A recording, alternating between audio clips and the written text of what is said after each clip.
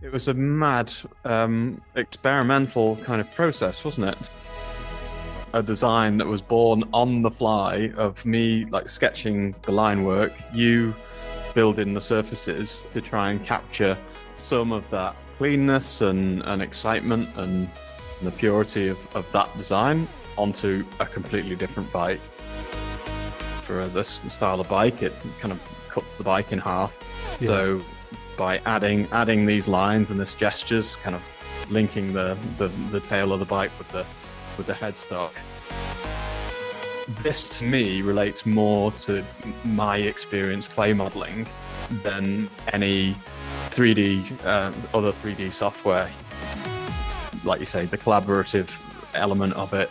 This is the huge benefit. We're having this conversation right now in 3D space about real parts, where we can pull and adjust lines in real time. You know, you can't do that with other software that I'm aware of. In terms of a volume study in 5 hours, not bad. Yeah. Not bad, mate.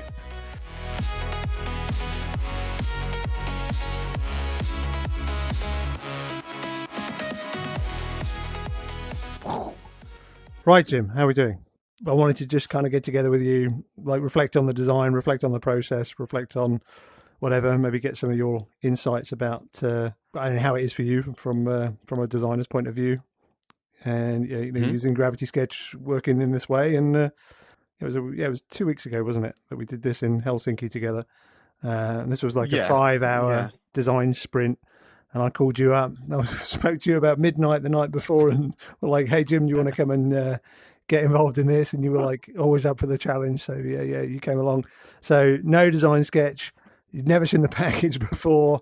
And then we just kind of got going on it, didn't we? I don't know. What do you think now? You're looking at it now, a couple of weeks later. I mean, how do you feel? It looks,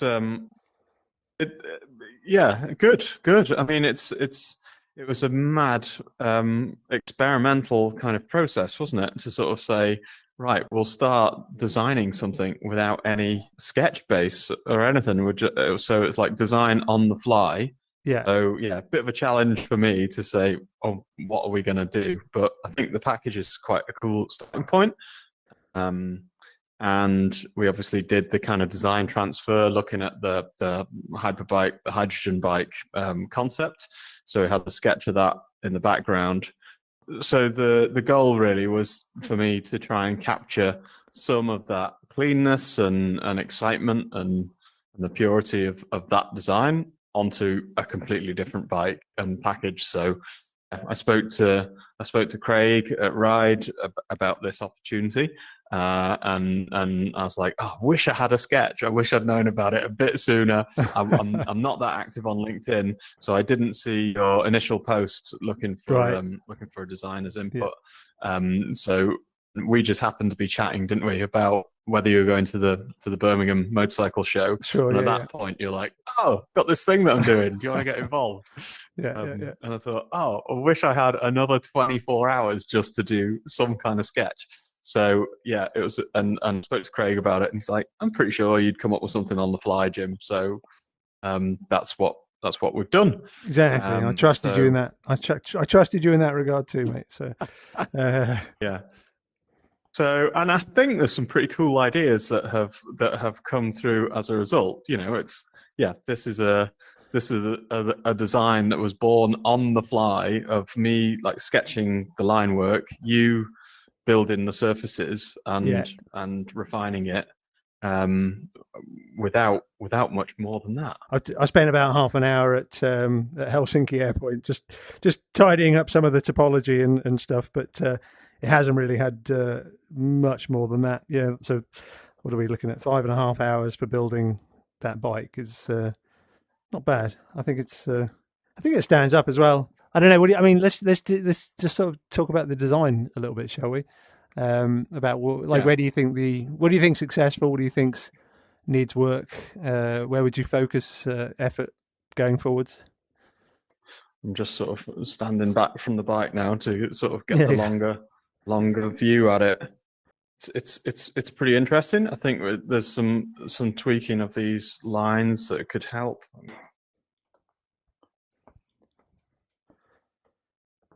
getting some of these lines to kind of to link up a little bit more.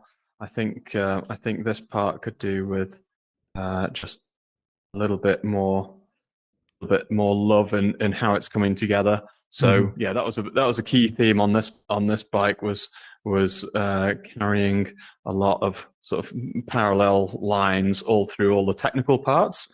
Sure, and yeah. that might be quite cool on here. So there's basically little adjustments to things like that.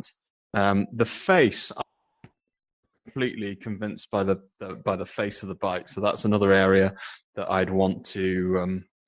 I've started with the negatives straight as Well, a I typical mean, that's how we designer. do I've it, gone isn't in it? with the things that I'm not happy with. But the Yeah. thing is, that's Okay. the design process, isn't it? You look at what you don't like, and then you change the stuff you don't like, right? That's Yeah. how we do it, really, Yeah. isn't it? Yeah. Okay.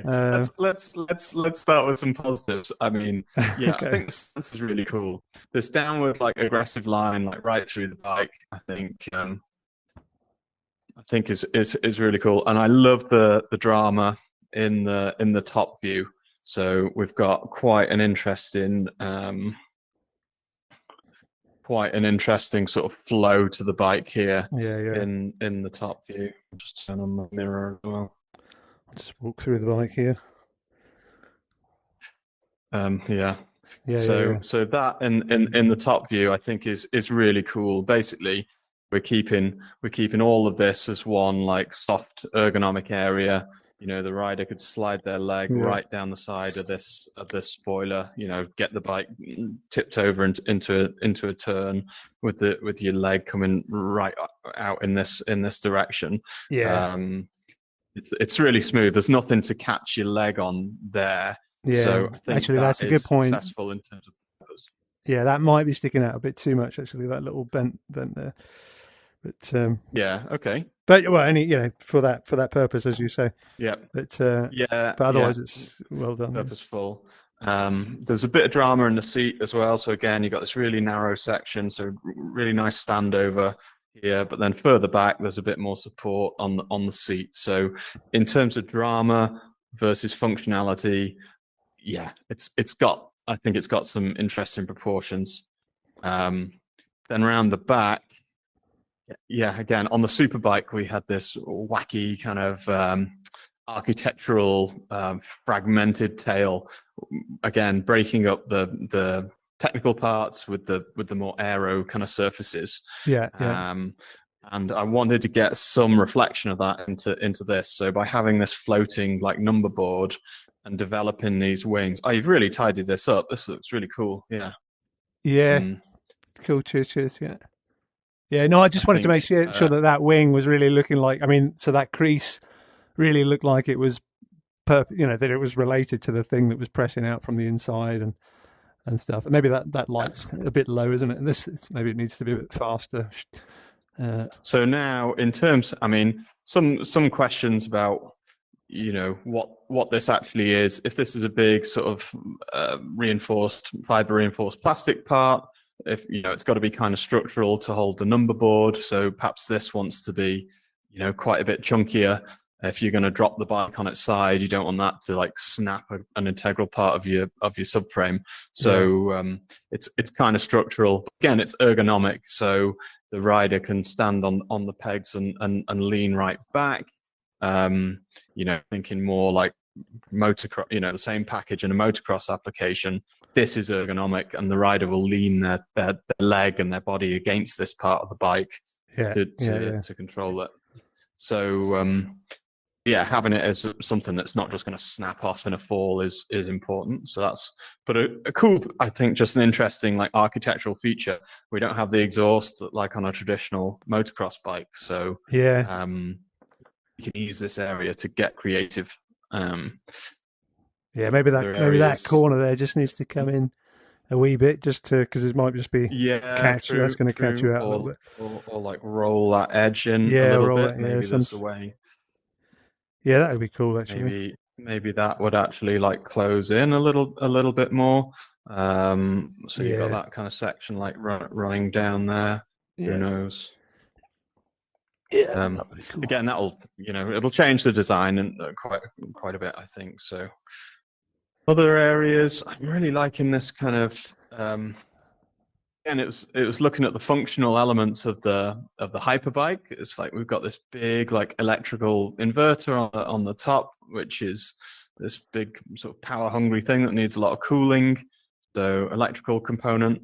And then just looking at the package, I could see that there is an inverter or some kind of radiator, something in here with these like cooling fins on it. I thought, oh, why don't we use the same principle, and rather than having that part in this tank area, we've actually got it down here. Why don't we direct some air like directly into it? Yeah. So this component actually, as a functional kind of plastic cover, yeah, it's got a couple of different functions. Like from a design point of view, it helps fill out the volume. It really helps with this like forward like gesture. So when you're really zoomed out, we're starting. Yeah, the battery on this bike it's got this kind of this angle, and it's a bit of an odd. It's great from a packaging point of view, but in terms of like movement and stance for this style of bike, it kind of cuts the bike in half. Yeah. So by adding these lines and this gestures, kind of linking the tail of the bike with the headstock, it works, but it's also got that function of the cooling. Yeah. No, it looks cool, man. That's cool. So yeah, I was pretty happy with that idea. And then the same up here, I was trying to get more of this kind of winged feeling that we got on the tail into this area as well. You've sharpened it up and a little bit further. Yeah, so I just try to make it logical. I think now I was just messing around with it just before you came in. Actually, just I've introduced a little weird bulge here. So yeah, they're the things that I think are working. As I said, that some areas aren't, that would need a little bit more work. Really going further with this, this was a bit of creative ideation where you put these interesting architectural elements in place. It's somewhere where I just want to ideate a bit more, sit with a pen and paper and think, how could we take this further? How can you make it more logical and more interesting from a design point of view? It's just one concept, right? It's just one thing that we just happened to come up with by putting a wing in that position. Yeah, absolutely. But but you talk about using pen and paper and stuff, and I know that you're great at sketching on paper. But how do you feel like? How do those skills transfer into 3D, and like how do you feel like sketching in 3D? Like how do you feel about this versus the pen and paper? I know that you're never going to want to give up the pen and paper, but can you talk a little bit about that? Yeah. I don't think there's ever going to be a substitute for pencil and paper. Mm-hmm. There's something about the flow for me when I just doodle something out. You have that freedom. And lack of, maybe it's not so constrained, but there's just a flow to me that comes from sketching with a pen or a pencil, just to get the ideas out there. So it is a little bit strange for me to go straight into sketching a 3D form. Yeah. But then this happened quite naturally, and what I do find is I get much more architectural interest and three-dimensional interest quite quickly. I wouldn't have got from like days of sketching. So the way that this sort of surface construction came about with this form kind of intersecting this flatter form, somehow that is not how I would have instinctively sketched that. So I don't know, maybe that's me like learning more about like the 3D kind of process, but quite quickly it got to an interesting shape without me scratching my head about how the surfaces are coming together. Yeah. I mean, so for me as a model maker, I mean, that's kind of what I do is I take, your sort of 2D original ideas, and then I'll build them as a 3D thing, and that will feed back to you a bit of information about how you then use that to go forwards to make decisions and go forwards that way. So like, I mean, from my perspective, it's like it's a team sport, right? And I love working with designers like you who are both creative and forward thinking and all that stuff. So that's cool. Thanks. That's cool. Yeah, as a tool. So sketching wise, I think it takes a little bit of practice to really, support your own hand in three-dimensional space and sketch something out. That takes a bit of practice. Yeah. But getting some interesting stuff, like three-dimensionally, it's a big benefit. I find you can easily spend a lot of time in here because you just want to develop it and take it further and further. And obviously, like you say, the collaborative element of it, this is a huge benefit. We're having this conversation right now in 3D space about real parts where we can pull and adjust lines in real time. You can't do that with other software that I'm aware of, like 3D software.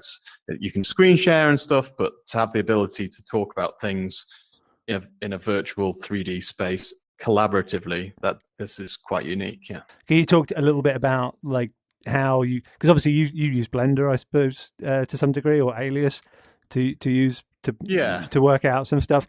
I mean, can you talk a little bit about how you feel about working on those tools versus working in 3D in Gravity or in 3 dimensions in Gravity Sketch? I'm not great with those tools, to be honest. I don't have a huge amount of experience with them. I actually come from more of a physical modeling like background. When I was cutting my teeth in design, I was building physical parts to put on physical books, like real full-scale motorbikes.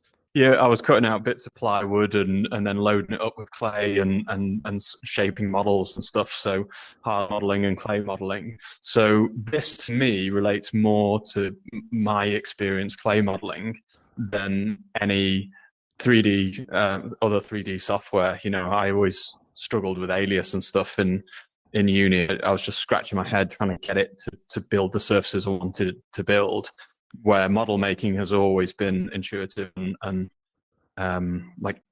it's come naturally to me. Like since I was a child, I've been making 3D things.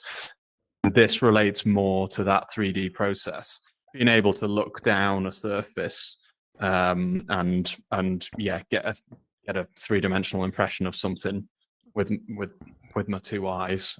Yeah. I mean, I completely agree. Than trying to pull things around. It's the intuitiveness of the controls as well. Know enough about basic sort of CAD to know about pulling points around and getting curvature kind of how I want it. So like I was trying to learn Alias and stuff, and it was just horrible. Like I didn't have enough feedback from the screen. It didn't give me any feedback, and there were so many drop downs and tick boxes and all that crap that you had to learn in order just to get it to do the most basic things. It was you were fighting it, and in any case, it just didn't give you enough. It just like there was no way of understanding it in the same way as you did as around a real 3D model. But like you say, I mean, this to me is real, like analogous to the clay modeling. That we've never worked. Did we ever work together on a clay together, Jim? I can't remember. No, we haven't. Have we? We've done. No, I don't think we have. We've done quite a few projects in Gravity Sketch, but never on a clay. But loads. Yeah. But then that's it. Maybe that's the playful element of it. I don't want to shit on other softwares like Alias or whatever, just because I haven't had the patience to do it. They're incredible tools, incredibly powerful tools, and we use loads of Blender and all kinds of 3D tools, and it's just another tool. But for me personally, how intuitive it is that in the way that I guess you've taught me an awful lot in here. So in the way that you've taught me how to use these tools, it's I mean, I can empathise. Yeah. You don't want to say anything controversial really about that. Those other tools, because they are very popular and people do use them a lot. But I guess from my perspective, that's almost the problem with it. Is there's so much inertia and people have sunk so much energy into learning those tools. I feel that there's a bit of a resistance to change to a different way of doing things. And for me personally, and kind of almost, I think as you said, actually working in 3 dimensions is so important. It's not really the tool; it's the interface actually. That's so important. And also the presence, like you and I being together. This is a lot more effective when we can talk together. Like because there's intonation in the voice, expression in your hands, and you can understand, like, rather than if you just sent me an email saying, this to me needs to be more like this or this. It's not a really great way of communicating, is it? With designer, modeler, engineer, all of those kind of people, just getting together around a thing is just, I mean, there's no substitute for it really. Certainly not a 2D monitor. I mean, that's a really good point. There's definitely been some times where I've been printing out or taking screenshots or taking stills of 3D data to do my sketch work over the top to communicate ideas back to engineers or to surface modelers, and you just think, God, I've spent a lot of time doing that in my career over the last 10, 12 years, taking screenshots, doing a 2D sketch over the top and sending it back.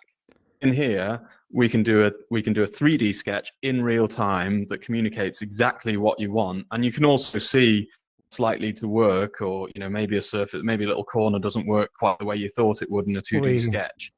So it just closes that feedback loop a bit, makes it much faster. Well, you can also get the engineer to come in real time directly in here, and and sort of zoom right in on stuff and be like, okay, this is, I need 5 mil clearance here between the engine casing and the bodywork, or whatever the thing is that you've not quite done. They can articulate to you clearly about, okay, this is going to be tooled in this direction, and maybe you can talk about sections of parts and all kinds of stuff in detail, just in that way that two humans kind of collaborating on a thing do when they are together in front of a thing, which I don't think is ever possible to achieve via, one guy on one screen, another guy on another screen with a single point of view, and not being able to kind of walk around it, get your own point of view at real scale. So I agree. Yeah. I mean, it's also like how you use the tool is just so advanced. Like the stuff that you're doing in here and the stuff that we've done in the past, you're just rapid at it and put a lot of time into it, I think, as well. But you get results very quickly, and that's through your talent as a designer and a modeler. Well, thank you. I don't know anyone using this tool in the way that you are, and like the output that we've got to. It can shortcut an old process quite a lot in terms of traditional timelines. Yeah. So why do you think, like, so why am I the only one who's doing this to that level, do you think? Why is it that people are not really jumping on? Because when I discovered this 5 years ago now, I thought, this is crazy. This is like unbelievable. This is the future. Everyone's going to be doing this. And it's not been the case. Like, people are still sort of stuck in their mode, of way of doing things, like sketching, 2D CAD to model it, or 2D interface, and then mill it out as a model maybe, or maybe view it in VR, in VRED or something, and then back into sketch or back into modeling on a 2D screen. I don't understand. I mean, have you got an opinion on why that might be? Yeah, it's a tool. It's a new tool. And our job my job is to get, and yours is to get to a cool design output. And you use whatever tool comes to hand. It doesn't matter if I start a sketch with a biro or a mechanical pencil or a ink pen, or even like in Photoshop. The goal for me is still the same, regardless of the pen I pick up. And it's the same with 3D modeling. I think. There's different tools and there's different advantages to each of those tools. And this is an incredibly like powerful tool, but a new one. So if someone's already down the line of doing stuff in Alias or Blender, then there is that that familiarity where they're just comfortable using the new tool, and you have to invest time in a new tool to figure it out. Yeah. So I was lucky, I guess, that I didn't have that background of deep CAD understanding, and this was the first thing I got into, and I see the benefit. Yes. So, Okay. so there's I guess that. There's people not taking a risk. Yeah, it's a risk to learn new and a time investment to learn a new tool. Yeah. The other factor is, part of it might be just company setup and how departments are run. Just because this tool exists doesn't mean that automotive companies are suddenly going to fire their whole surfacing department and say, right, you guys are out. We've got this new tool and it's much more efficient. There is a little bit of I don't know if it's bureaucratic, but like people like to do things the way that they've done them, especially older guys in the career, I think. No, I agree. So it is a tricky one.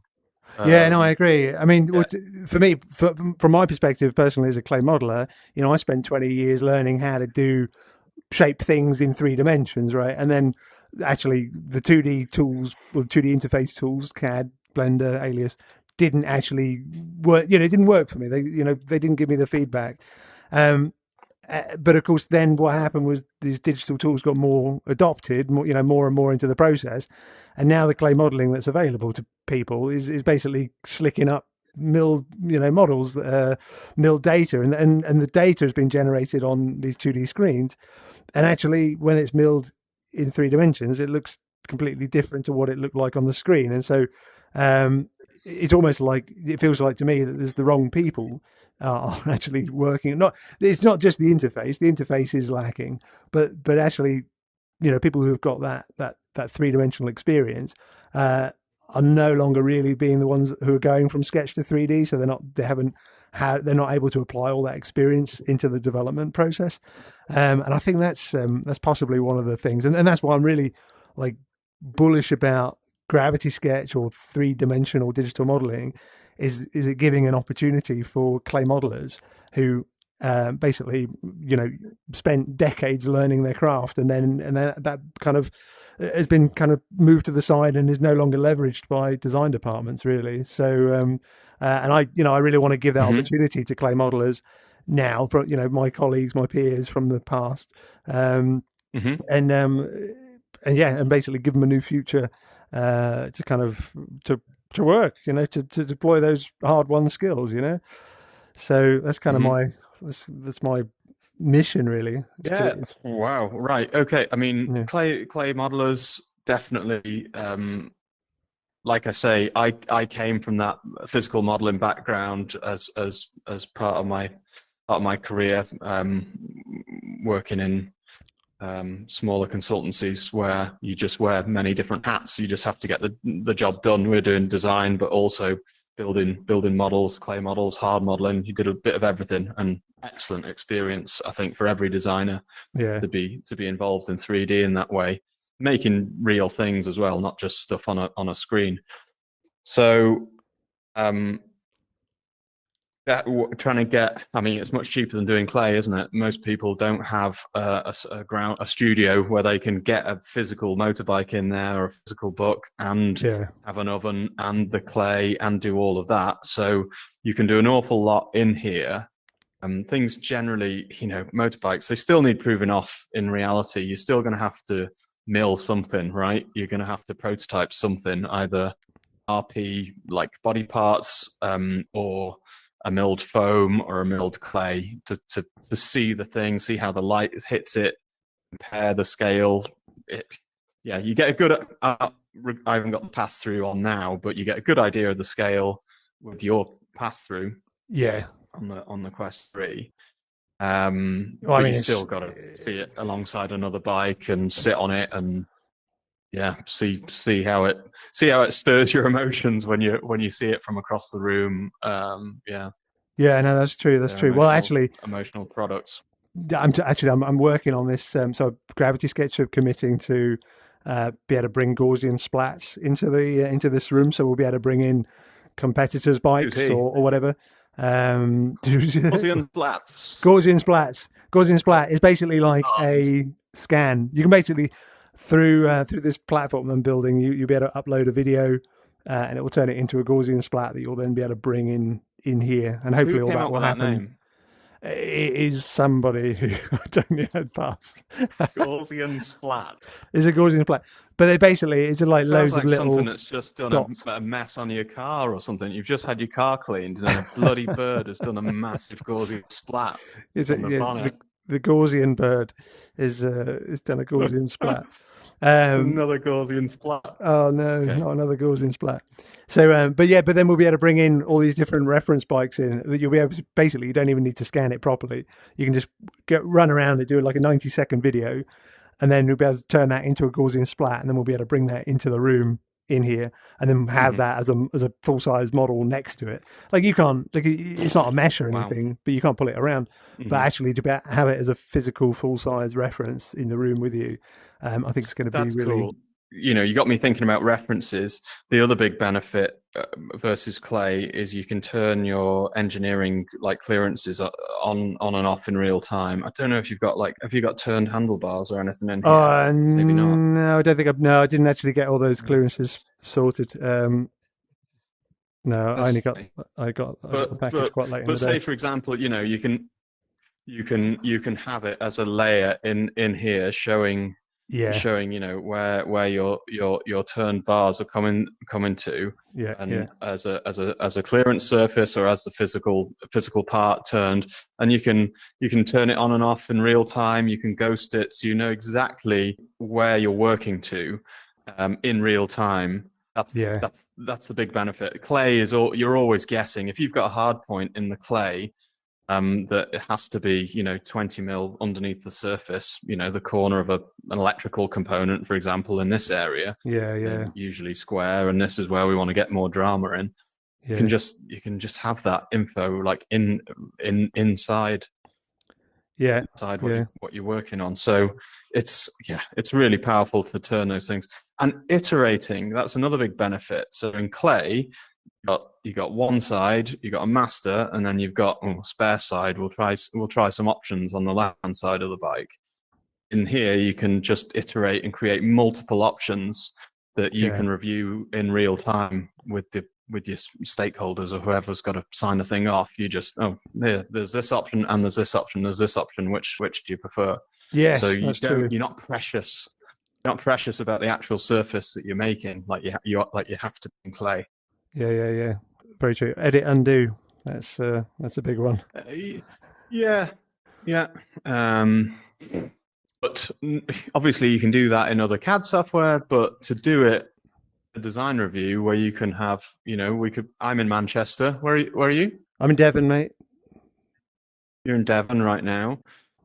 I was seeing if Craig was available to jump in, but he's got calls today. Okay. But he's in Salzburg. The three of us can meet in completely different locations and be talking about one thing in 3D space in front of us all, and saying, "Oh, look down here at this detail here. What do you think about that?" Yeah. And we can all maybe it needs to be a bit more collaborate in exactly in that way. I agree. All right, Jim. Well, that's brilliant, man. Thanks very much for taking the time to come and talk to me, and thanks for your support, man. Like totally, I really appreciate it. My pleasure. Yeah, like I say, it's I've done this, on behalf of Ride, not just myself. So it's Ride's time that was afforded to come and give it a go. And we'd love to share something like this on the socials, because it's cool to be able to share something that isn't confidential and not going to be seen for a couple of years. Yeah. So yeah. This may never be seen again, Jim. This could be it. Well, they might just spring mold and put it in production, and then I'll be like, "What? Wait, I did that design for you for free. Wait a minute." Yeah, yeah. What's going to happen next? Well, actually, it's funny. The guys from Megawatt Motorcycles came at the end. They put the headset on, and they were kind of like, oh, like, and then they started talking like, okay, maybe we should take this to the next level. And I was like, I mean, it's a long way. There's a long way to go. It would obviously need a lot more work and Hey, when skilled people get together, not my ideal stuff. Yeah. That's what. Yeah. Honestly, it was a cool experience for me. It's a little bit out of my comfort zone to put myself on the line like that in terms of, yeah, putting your credibility and your skill on the line. But I also know I'm a good. I know I'm the designer. shit. So, I also know I'm the handy. shit. No, I just mean, I'm going to come up with something fairly sensible. Yeah. This place, I'd love to just sketch around. With this as a sketch base, I would like to go back to a 2D phase and work out what's going on with the face, with the mask. How do we get really distinctive lighting on it? Yeah. This part here. At the moment, it's just one big plastic cover. We could do something more interesting in that area. Definitely. Working out all the control details. Yeah, what's this tail? Can it become more functional and structural? Has it got wheel clearance? Probably not. For enduro levels of wheel clearance, that's probably got to go. Yeah, that light's going to have to go probably up. comes right through that light actually. So there's lots of areas that would need to be developed to get a proper sophisticated design out of it. But totally right. Not bad. 5 hours. In terms of a volume study in 5 hours, not bad. Yeah. Not bad, mate. Yeah. Very good. Yeah, cheers. Cool, man. Well, listen, Jim, thanks very much, mate. And I hope to catch you in reality somewhere soon. That would be nice. Right. All right, buddy. Cheers, mate.